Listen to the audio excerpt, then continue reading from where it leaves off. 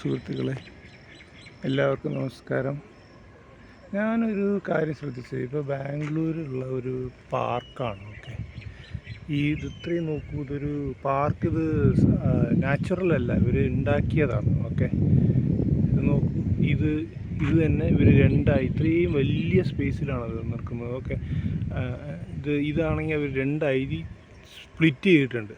ഈ ചാക്കട വേസ്റ്റ് വെള്ളമൊക്കെ ഇതിനകത്ത് ഇറങ്ങാൻ വേണ്ടിയിട്ട് ഇവിടെ കുറച്ച് അതിനെ ഭാഗിച്ചിട്ട് 2 പോർഷനാക്കിയിട്ട് ഇവിടെ എല്ലാം വേസ്റ്റ് വെള്ളമെല്ലാം വരും. അത് കഴിഞ്ഞിട്ട് ഇവരൊരു തട പോലെ കെട്ടിയിട്ട് കരിങ്കല്ല് വെച്ച് മറച്ചിരിക്കുകയാണ്. ഇതുകൂടെ വേസ്റ്റ് മാലിന്യമെല്ലാം ഇവിടെ തങ്ങി ബാക്കി ശുദ്ധജലം അപ്പുറത്തെ ഭാഗത്തുള്ള തടാകത്തിലോട്ട് പോകും.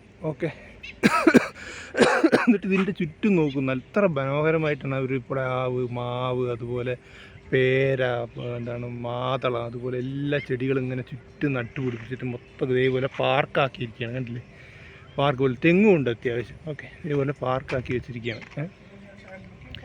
ഇതിൽ മൊത്തം രാവിലെയും വൈകുന്നേരം ഇതുപോലെ എക്സസൈസ് ചെയ്യുന്ന ആൾക്കാരായിട്ടും കുറേ ആൾക്കാർ, മൊത്തം തിരക്കാണ്. ഒരു 300 പേരെങ്കിലും മിനിമം ഈ പാർക്കിൽ രാവിലെയും വൈകുന്നേരവും ഉണ്ടാകും. രാവിലെ അതിന് ഒരു നല്ല സമയമുണ്ട് മെയിൻ്റനൻസിന്. ഓക്കെ, ഇവർക്ക് മെയിൻറ്റെയിൻ ചെയ്യുന്ന ആൾക്കാർക്ക് താമസിക്കാൻ സ്ഥലമുണ്ട്. അതുപോലെ അവർ കറക്റ്റായിട്ട് രാവിലെ 6 മണിക്ക് ഓപ്പൺ ചെയ്യും, 10 മണിക്ക് ക്ലോസ് ചെയ്യും. അതുപോലെ ഈവനിങ് 5 മണിക്ക് ഓപ്പൺ ചെയ്യും, 7 മണിക്ക് ക്ലോസ് ചെയ്യും.